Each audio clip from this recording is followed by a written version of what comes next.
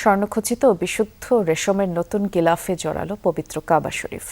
মঙ্গলবার আরবি নববর্ষের সূচনা লগ্নেই পরিবর্তন করা হয় আল্লাহর ঘরের এই কিসওয়া।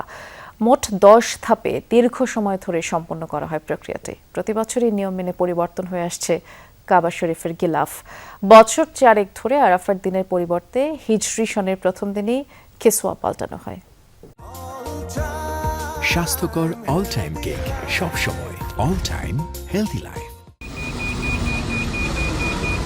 রীতি মেনে আবারও নতুন রূপে সাজল আল্লাহর ঘর পবিত্র কাবা শরীফ। হিজরি নতুন বর্ষ 1448-এর সূচনা লগ্নেই পাল্টানো হয় কাবার গিলাফ। অংশ নেয় কারিগর ও প্রযুক্তিবিদদের বিশেষ একটি দল। এবার মোট 10 ধাপে পরিবর্তন করা হয় কিসওয়া নামে পরিচিত বিশেষ চাদর।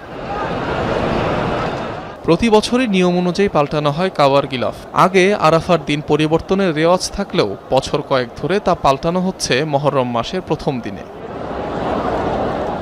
কিসওয়া মূলত বিশেষ ধরনের কালো কাপড়, যার উপর স্বর্ণাক্ষরে নকশা করা হয় কোরআনের আয়াত, আল্লাহর নাম ও গুণাবলী। ফুটিয়ে তোলা হয় বিভিন্ন নকশাও। এতে ব্যবহার করা হয় 825 কেজি রেশম, 60 কেজি বিশুদ্ধ রূপা ও 400 কেজি তুলা। সেলাইয়ে দরকার পড়ে 120 কেজি স্বর্ণমণ্ডিত রূপার সুতা।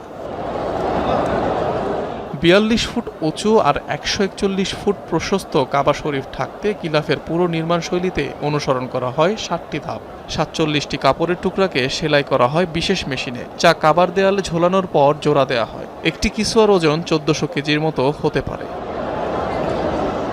পরিবর্তনের পর পুরনো গিলাফের বিভিন্ন অংশ মুসলিম দেশসহ বিভিন্ন জাদুঘরে উপহার হিসেবে পাঠায় সৌদি কর্তৃপক্ষ।